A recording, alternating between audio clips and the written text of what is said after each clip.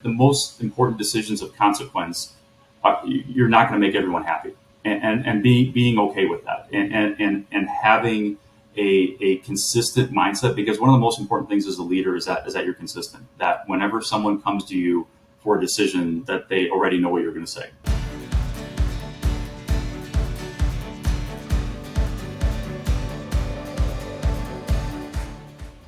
Hey, Jeff, I'm super excited to have you join me for this episode of Coffee with Closers. Thank you very much for having me.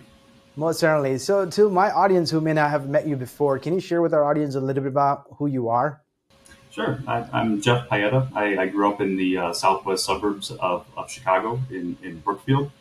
I started selling greeting cards and stationery when I was 12 years old, and became a nerd in high school. Went to University of Illinois at Chicago for one semester, and that was the fall of 2001. And then after September 11th happened, the dot-com bubble burst, I decided to drop out and start my first company. And been on an entrepreneurial journey ever since, which was just about 20 years ago this year. Yeah, that's crazy. I graduated in 2001 with an undergraduate degree in computer science, and I had the pretty same experience as you because I was looking for jobs, couldn't find one because most tech companies weren't hiring Mm-hmm. because the dot-com bubble, right, that really did, and plus the September 11 also, that screwed up the whole economy for all of us. So That's true. I remember thinking at the time that when you have nothing to lose, then that's the best time to take a risk. Because I remember thinking, okay, I'm broke and I'm living with my parents, and if I start a company and it completely fails, I'll still be broke and living with my parents. That's why you hear more stories of rags to riches instead of middle class to riches. That's why Jim Collins wrote the book From Good to Great. That most people they don't have great lives because they have good lives, and that complacency is usually what holds people back. And so when you've got nothing to lose, then that's the time when you should try and take a risk. And I remember thinking that, if I could survive in a recession economy, I could survive in any economy. And that really came in handy in '08 because, starting out when everything is great, then you don't know, are you really good? Or are you just riding the economic wave? And then when that dries up, you're going to be in trouble. yeah, and I think some people don't have the luxury of having living in a wealthy home with the dad already running a company and then taking over the family dynasty and all that, right? So you kind of had to build from scratch. That's really is the story of many of the American dream. Oh, absolutely. And I think that for each person, it's about finding their own meaning and finding their own challenges, regardless of the situation from where you start. That doesn't have to be where you end. And in particular for people that grew up like I did, one of the reasons why I like going back to UIC and talking to the kids and guest lecturing is to tell them that when you come from nothing, anything that you do is significant. Like Mm-hmm. if your dad was Steve Jobs and he created the iPhone, even if you do something really great, no one's going to really notice. But Yeah. and so that's to help motivate the people that really need the most motivation. Most certainly. So let's talk a little bit about the company you started. So I know you started a company right out, without even finishing a college, and you had a very successful exit before this current company that you're running. So share with our audience a little bit about the company that you recently sold, Shiftgig, and what was the company, about, and the story of building that and that Sure, exit. sure. So Shiftgig was actually the second company that I Hmm. started, and that was back in 2011. And I remember it was around the time when Uber came to Chicago, and I remember thinking like, okay, why Uber? And I remember at the time Uber was like probably the third or fourth iteration of a taxi, hailing app that I tried. And because I remember there was an app called Halo that I used a couple times, and then cabs, would inevitably like pick up someone else, and then it didn't work, and so I stopped using it. And I said, okay, so why is this Uber going to work? And it did start working. And so I remember thinking, okay, like why did Uber succeed when Halo and other apps failed? And it was the differences were very minute. In particular, how they held the drivers accountable, so that the drivers would pick up someone that requested a ride instead of someone else that was just hailing down a cab. But then from a bigger standpoint, like what did it represent? And I remember thinking back in 2011 that it was only in a few years that the smartphone industry consolidated, because the iPhone came out in '07, Android came out in '08, and Uber was founded at the beginning of 2009. Now, the founder of Uber had nothing to do with the creation of iPhone or Android, but sometimes innovation is recognizing when new dots exist that they can then be connected in a way that allows for a solution that previously wasn't possible or wasn't feasible. Because if you think about the mid to late, early first decade of the 21st century, there was a dozen smartphone platforms. There was the BlackBerry, there was the Kyocera, there was the Sidekick, and so trying to create an app for all those different platforms, that wasn't feasible. And then also the devices were really slow. They didn't have enough processing power. The screens weren't big enough. There was keyboards, and also cellular data was too slow. And so it was really not until around 2010 that the smartphone market quickly consolidated. That even by 2010, about 75% of the smartphone market was either iPhone or Android. So you go from this extreme fragmentation to being consolidated to two. And so, thinking about that, and then thinking about, well, what else does this enable? And I also noticed that with Uber, the Uber drivers were mostly people that otherwise would not drive a cab. And that's a question that I would like to ask of the Uber drivers initially. Say, okay, if Uber didn't exist, would you be a cab driver? And most of them said no. And so I saw that meant that Uber was expanding the labor supply. And so because this app exists, they expanded the supply. They also expanded the demand. So that creates a lot of value in that marketplace. And it's not that the Uber drivers are unskilled. It's that they were non-specifically skilled, because I was just as likely to get a professional or an engineer or a college student. It was not unskilled. And so then the idea was, well, what if it was the Uber concept but without the car? What if, because Uber was work when you want, where you want, as little or as much as you want, driving.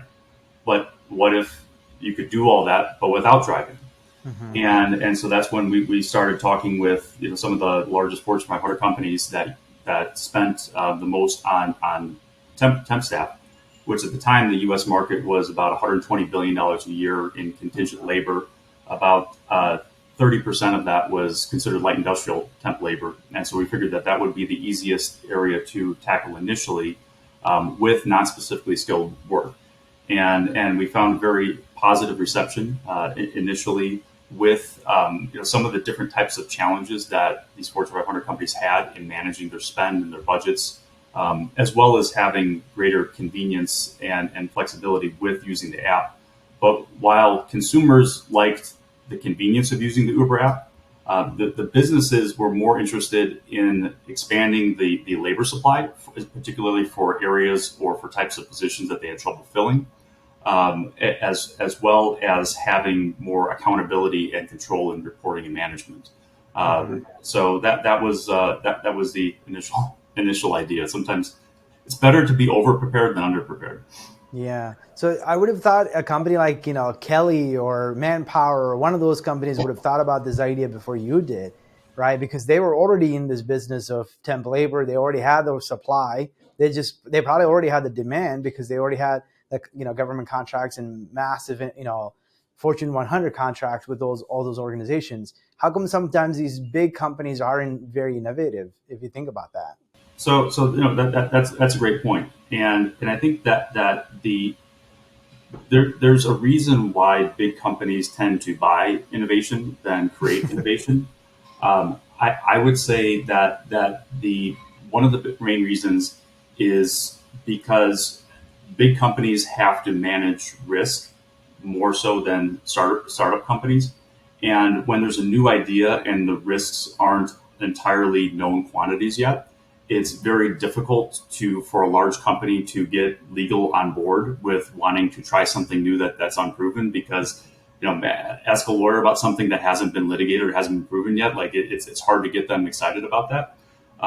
Additionally, it's hard within a large organization where there's a lot of stakeholders, there's a lot of buy-in that's needed to really drive innovation, and very few large companies are able to do that. And so that's why you typically will see innovation happen with smaller companies until it becomes a known quantity, until it's proven out. Then a bigger company goes and buys it. Yeah, and I'm seeing companies like I know Google had, I forgot what they called it, but they had like an internal innovation labs and whatever they call that. and they had like Fridays were for like innovating and creating. And I think Gmail was one of those products that came out of that. I think even Chrome maybe one of those. And I know HubSpot is trying to do the very same thing. Sidekick, which is currently the HubSpot sales hub, was actually a side product that was created by somebody internally, made a product, made it available for free, and then turned it into a mega giant company today, right? So it's crazy how some of the companies are trying to, and to increase the likelihood of having innovation happen within these big organizations. Yeah, I think it's interesting to try to innovate innovation itself, and I think that the right answer is to have multiple strategies like these companies do, whether they're trying to incubate internally or whether more commonly they have a venture arm where they're making direct investments into startup companies. Not only so that they could share in the potential upside but so that they're also participating and that they have an understanding of and a sense of feel on the market on what are the new innovative trends and what's working, and then also who are the people that have a track record of being successful, because to get investment in any startup, the decision for a professional investor usually comes down to credibility in two areas. It's credibility in the idea and credibility in the entrepreneur and the ability to execute. Because, for example, if you're a first-time entrepreneur, it could be a great idea, very viable, scalable idea with a big market. But if you don't have a lot of credibility, that can be tough. Or it could be Elon Musk, and he can come up with an idea for selling screen doors on a submarine, and someone will give him money because he has so much credibility as an entrepreneur. And so it's understanding, that it really comes down to both of those parts for professional investors. For non-professional investors, it's personal relationships. Yeah. So obviously Shiftgig got a very successful exit, and that was probably the one company that you sold, right? So going into it, did you know that you were going to have an exit, or was that just like the outcome that finally came about? So I think that it's important to understand that what it means when you raise funds and when you take money, and that what the expectations of that investor are. The same way that when you enter into any relationship, whether personal or whether business with employees or with customers, to make sure that both sides have the same expectations, because when there's a mismatch, that tends to become a distraction at best. And professional investors that are deploying capital from a fund, they themselves, in raising those funds, assuming it's not a family office, set expectations with their limited partners on an internal return rate and also a time horizon of when to expect that. And so it's important to know where are your investors in deploying capital. Are did they just start in a new fund, or are you one of the last investments of a fund, and their time horizon is looking at the next 3 to 5 years, just to have a sense, because it avoids where what also could be a distraction is anytime you're raising money, you have a group of investors that you need to get them all on the same page with the same terms. And generally one will step up as a lead to help herd all the cats, because they have to agree to the same terms for the same round. And if you have investors that have different sets of expectations, that can make that part a lot challenging. And as an entrepreneur, the hardest aspect of that is it's not directly adding value to the business, in terms of it's not moving the business forward. Spending time raising money, you're spending time to dilute yourself. You're not furthering your product. You're not learning about the product market fit. I mean, investors are great for providing advice, for providing introductions, but it's not moving the business forward. It's not directly acquiring customers. It's not directly hiring employees. It's not directly moving you down your product roadmap. And so it's important to understand what those expectations are. And for friends and family, that's where you're generally more in control of setting expectations. And I've met a lot of entrepreneurs that regret not setting what those expectations were initially, and making it clear and putting it in writing, so that if some friend from college calls years later, said, hey, when am I going to get a return? You can at least refer to expectations that were set. to avoid a distraction. But that is important just in anything. Yeah. So what was the biggest lesson you learned in the process of building that company that allowed you to change your strategy with this new company that you're running? Wow.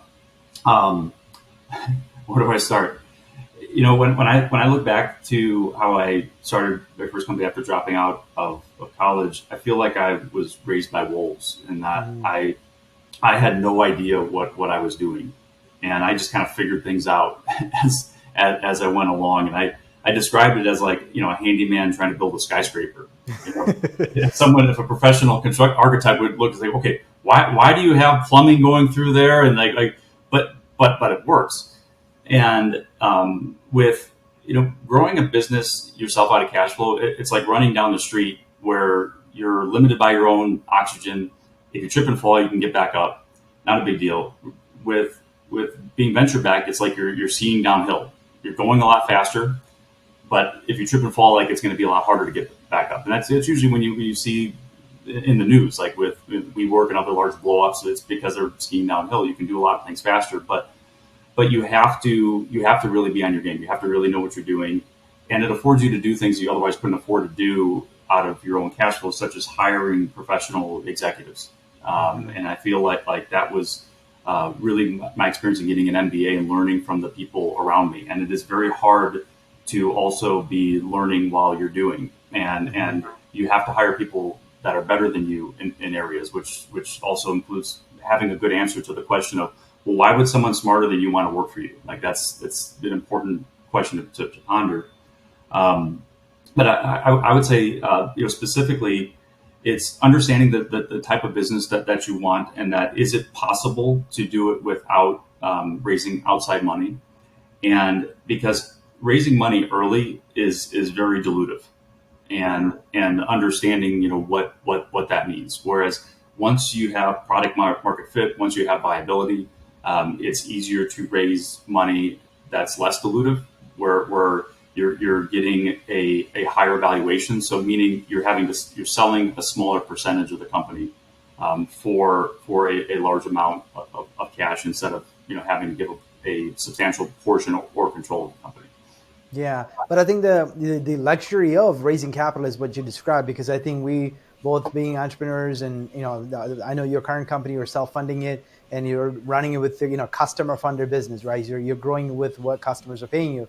But the challenge with that is you do need those critical leadership functions. Those are not cheap hires, right? And what have you seen to work really well for you to be able to have those talent to come join you when the cash is just going out and you need to really be running on all cylinder to build that company in the early days? Yeah. I remember in the very early days, 20 years ago, when I could not afford to hire the people that I knew that I needed.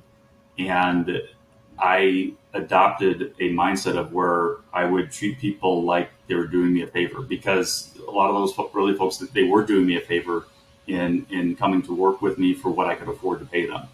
And that's how I kind of backed into a mindset of servant leadership, which I still have to this day, and that I don't take anyone or anything for granted. I think that's also kind of an inherent challenge of any entrepreneur, where you're inherently a generalist and that you have to be comprehensively competent. And it's also it's kind of a philosophical dilemma on why most small businesses stay small, because Mm-hmm. entrepreneurs tend to start businesses in things that they're passionate doing. Like an example would be as someone who loves food starting a restaurant, and they love cooking, they're passionate about it. And the problem is that in order to grow a business, that means that you have to work on the business, and that your daily activities are abstracted. You're not directly doing it. If you love cooking, you can't be the chef and grow into dozens of restaurants. You have to be dealing with real estate, and dealing with banks, and that you get further and further away of doing what you love. And it's completely okay to have a small business. I mean, there's over 300,000 small businesses in the U.S. It's completely okay. Actually, I think that number may be low.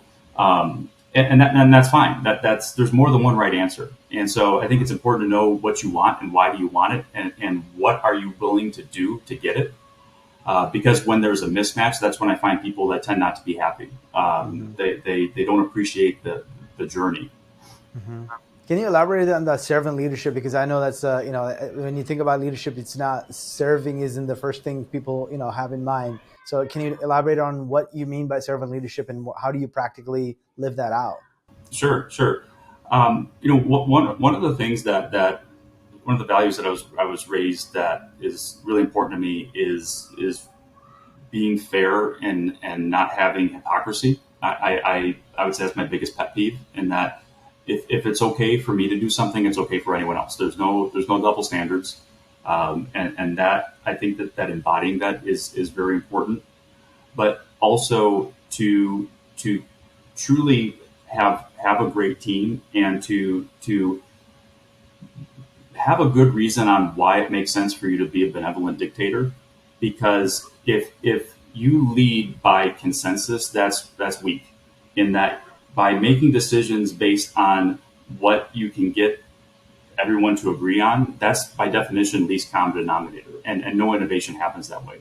When the most important decisions of consequence, you're not going to make everyone happy, and being okay with that, and having a consistent mindset. Because one of the most important things as a leader is that you're consistent. That whenever someone comes to you for a decision, that they already know what you're going to say.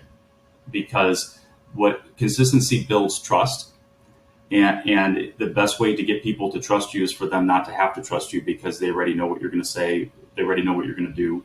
To find your competitive advantage, and to really be deliberate at defining what is the culture of your company, and then how are you measuring that culture, and how are you being consistent with how you're defining those standards.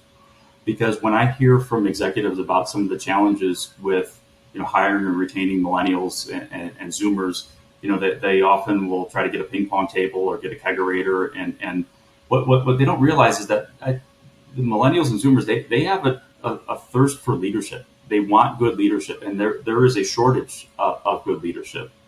There's also a lot of times people that are great leaders are not good managers, and most companies require, though they don't bifurcate those roles, in that if you want to be in leadership, you also have to be in management. And I think that they're actually two very different skill sets.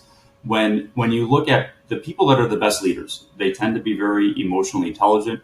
They tend to be very very solution focused, great at problem solving. They tend to be very very competent, very very confident. They tend to be great learners, and they love to share. They love to teach. And when you look at some of what it takes to be a good manager, it's more about consistency, accountability, attention to detail, and also some of the less pleasant aspects of interactions when you're holding people accountable, and you need to do it constructively. It's important to do that tactfully, but not all leaders enjoy doing that, or are good at doing that, or being consistent and proactive with that. And so by having a structure where you can separate out between leaders and managers, I think that's important, and being deliberate with your culture. But it really comes down to in your core, like do you appreciate your employees? Do you appreciate what they do? Do you value them? Do you really do that? And do you show that? I think that's important, because if you don't, then don't expect them to value you. Hmm. I recently heard an interview where Dharmesh, HubSpot's CTO technically, but one of the demands that he had when he partnered with Brian Halligan, he said, I do not want to be the CEO, and I want zero direct reports. I mean, a company that has like 7,000 employees and now worth over $25 billion, he still holds a role with zero direct reports, and which to me was kind of crazy. So do you think it's like some people could be leaders, they're really good at leading, but they just don't have the skill to manage people? Could it be that their managerial skills are not is lacking, but they might have, like you said, good emotional intelligence? They can read people, they can read the room, they can command people to do great things and challenge them to be great in the organization. I think that most entrepreneurs are terrible managers, myself included. Management is not a strength of mine. I think that I'm a student of history, and I've learned about many different leaders, great leaders throughout history. From all areas, from all aspects, both religious, political, military, nonprofit, civic, otherwise, because there's different aspects of leadership that are appropriate at different times or most effective at different times. But when you look throughout some of the greatest leaders throughout history, like they're no one talks about how great of managers they are. Most of them are not good managers, and so you can't be all things to everyone, and that's even though a challenge of being an entrepreneur is the need to be comprehensively competent.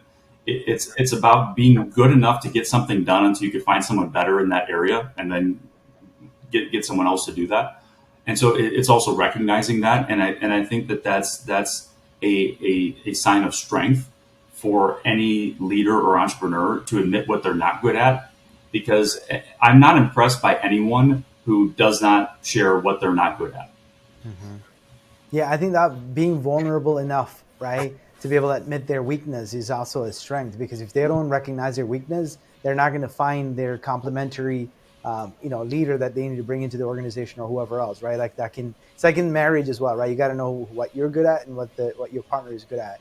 So it's same thing is true in business as well. No, absolutely, because you don't want to be the limiting factor. And I think that most businesses that want to grow that don't, it's because the entrepreneur or the leader is not willing to admit what they're not good at or how they're limiting that factor. Because same thing I tell entrepreneurs that if you don't love your job and love the people you work with, it's your own fault. Like, look in the mirror, do something about it. And I think that a lot of times that it's really hard to overcome inertia, and inertia happens mentally as well. When you've been doing something a certain way for a long time, it can be hard to change, and sometimes you need a nudge that is strong enough to overcome that inertia. And when I look at everything that I've read and learned about people that are the 1% most successful compared to the 99%, I would say that the one consistent, most impactful aspect is that people in the 1%, they can change before they have to. Whereas most people, especially if it's a significant thing, they have to hit rock bottom before they change.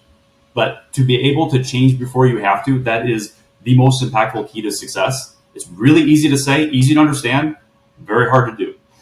Most certainly. When you were talking about the leadership and the ability to kind of know their strengths and also recognize the strengths in other people, this is personally from having observed hundreds of sales conversations and being in rooms with a lot of leaders, right? I've noticed where leaders don't have the skill in certain areas, let's say sales or marketing, but they don't recognize that they don't have that skill, and they might even put a person that's incompetent to fill that role. They don't recognize that person isn't good enough to do that job, but they still let that person run with it. And you see the company is stagnant and they can't go past a certain level. They can't surpass a certain, challenge in growth trajectory, but they're just not moving. They're not willing to change. And I don't know if you've seen that in your own personal life, working with other business leaders, where the leader is the problem because they're not able to recognize what's actually holding that company back. I have. I would say that it's, fundamentally, it's having the right people that's in a group. And I've read hundreds of business books, and I don't think any one is really significantly consequential. It's more about the themes that you tend to see in across the board in many of them, and that oftentimes it's you have to say the same thing in different ways to get it to resonate with different people.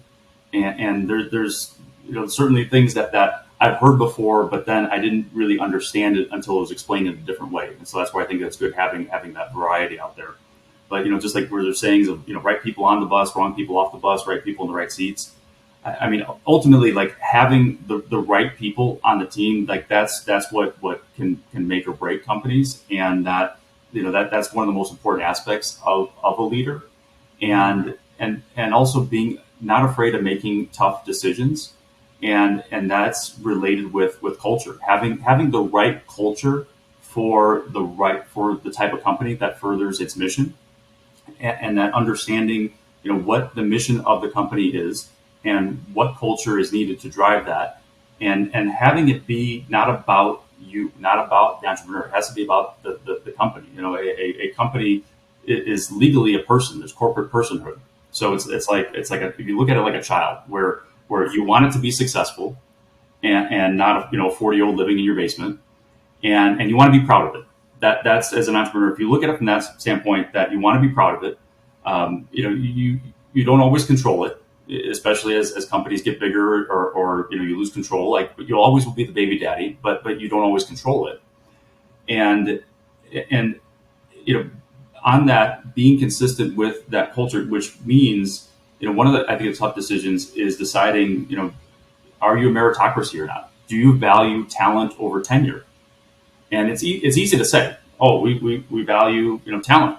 Well, but are you a leader that's strong enough where if you have someone that's been in a role for several years, and then someone that was hired several months ago is a lot stronger, who do you promote into leadership first? Like, are you actually making those tougher decisions when you have great people, but are you truly promoting and putting the best people in the best positions? And every decision that you make, recognize and know that you're sending a message, whether you want to or not. And oftentimes, as a leader, some of the loudest messages you send is about what you don't do or what you don't say, and just being cognizant of that. Yeah, those are some great points, because I think you mentioned earlier about that 1%, the most successful 1% are the ones that can make the change that, before they need to make that change. And I think it's recognizing all of those things that you mentioned. It's just crazy, crazy valid points. So let's talk a little bit about you personally. Obviously, you've been an entrepreneur. You probably have, a whole lot of things. And I know you got a bunch of other sidekicks going on too that we haven't even touched on. So you're running this new company and you have all these different things that you have to do as priorities. What are some of your productivity hacks? How do you get stuff done? I've always looked at time like how the Native Americans looked at buffalo. Nothing goes to waste. And I think that it's important to be deliberate, where it's, okay, during this time I'm going to work and focus on work. During this time I'm not going to. I think that being organized and finding ways to be organized is important. Avoiding context switching when you're switching from like a very left brain task, like if you're doing your accounting or looking at numbers, and then you switch to a creative task where you're looking at your sales strategy and reviewing marketing materials. Like, it takes time to switch your brain to different contexts. So being able to plan out your day to minimize how many times you're going to have to change context. It gets harder as you get older. I've noticed that 15 years ago I could switch between different things quickly. Then now it's like, wait, okay, hold on, my brain's got to shift over. Also, tracking your biorhythms, and just like, I did this for several years until I really understood myself, where every day make a calendar appointment for yourself, like either in the early morning or afternoon, and just indicate your energy level on a scale from 1 to 10, and just to make a note of it, and do that for several months, and then put it into Excel or something, and then you'll see that you have a cycle. Women understand this better than men, but men and other genders as well. Every human has a cycle. And so understanding your own energy cycle, and just keep it focused on your energy level. I say that because if you try to track mood, there's a lot of outside factors that could affect that. But if you say an energy level, it's more about your internal body rhythm, because then when you start to know what times and usually cycles are between 30 and 45 days, you start to know when you will be at your higher energy or when you'll be at lower energy. And so you tend that allows you to the strategic planning tasks that require the most thought. Plan those for when you're high energy. Plan vacations for when you're expecting to be lower energy. To make the most use of that time, but also for tasks that you do on a regular basis. Find ways to make that as efficient as possible. For me, email was something that I struggled with for years, until about 5 years ago. I found a way to make my email as efficient as possible, to where I spend as little time as possible on it. And I hit peak efficiency with that. I haven't been able to improve it ever since. Is there any hacks like the do, delete, delegate, defer set of a strategy that you use for the email? So in a nutshell, it's you set up folders and set up folders by large categories. So like all internal emails or all notifications, all receipts. Like you shouldn't have more than 4 or 5 folders, and then create rules so that emails automatically go into those folders, and have those rules be based off of a pattern. So like for internal emails, it's everyone that has the same email domain as you. So you should not be creating rules for individual email addresses. That's way too tedious. And then after you do that, you have a search folder that shows all your unread emails that are already in folders. Mm-hmm. And then you only go in that search folder, because then what that means is you're no longer manually moving emails. Manually moving emails around is a waste of time. Mm-hmm. It's also very important to have the same exact setup on your computer as your phone. So no matter whether you're on a mobile device or whether you're at your computer, you're doing the same thing. And then what that means is that whenever an email comes in, if no action is needed, well, then you read it and that's it. You don't have to do anything, or you can delete it. It's a quick action. You can respond. You can forward, or if follow up is needed, you flag it for follow up. And so what that means is I spend all of my time either in my unread or in my follow up search folder that shows all my emails flagged for follow up. And when it's done, you just click take off the flag, and then the email's already where it needs to be. And so I'm never manually moving emails, and I'm never having to touch an email any more than absolutely necessary. But I think that a lot of people, they lose a lot of time in email. So can we talk a little bit about your why? Obviously, you've had a couple of different companies that you've started. You have a lot of other side projects that we didn't get to talk about. So what's your why? What motivates you? What gives you the drive? That's a great question, and I think that it's important to have questions that you ask yourself on a regular basis to understand, are you changing and are you evolving? Because I think a lot of people don't realize how their own mind is changing. And one of the questions I've been asking myself for about 20 years, probably at least annually, is when I'm on my deathbed, when I'm 150, what do I want to be able to think before I die? What do I want to be able to think about my life? And because it's working backwards. Okay, what do I want to be able to think where I can die satisfied, and then work backwards? Okay, how do I make sure that I achieve that? And that answer has been consistent for 20 years in that I want to be able to be confident that somehow the world is better than I'm leaving the world better than I found it. I'm not saying I'm going to change the world. I just don't want to be a net drain on the world. And that I had a good time. I had a lot of fun. And keep it simple like that. Where there's always going to be people that want to burn the world down, people that want to build the world up. I'm in the category that I want to build the world up, and I want to have a good time doing that. And so asking yourself a question that helps you internally know, are you changing? Because it's hard when you're looking from the inside out. And it's also important to know what gives life meaning. And what I've learned is that what tends to give life meaning is responsibility. And for most people, there comes a point where they're looking for more responsibility, looking for more meaning, and that's usually having kids, having children, having a family. That gives meaning for most people. And for a lot of entrepreneurs, sometimes you get to your mid to late 30s and you're thinking, okay, I'm looking forward to having less responsibility, not more. and I don't know many entrepreneurs that are short for meaning. Their lives have a lot of meaning and are pretty fulfilling.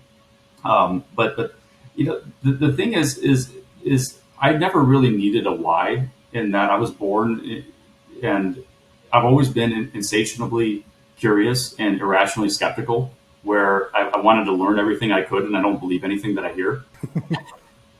and so it creates some challenges, but it works for me, and that I think that it's important to be doing things for the right reason. And when you like the challenge and when you appreciate the challenge and you want to do something because you can do it right and you could do it well and you could become the best and you're genuinely curious and passionate about it, and you focus on what problem are you solving, and you fall in love with the problem instead of the solution, then everything else becomes easy.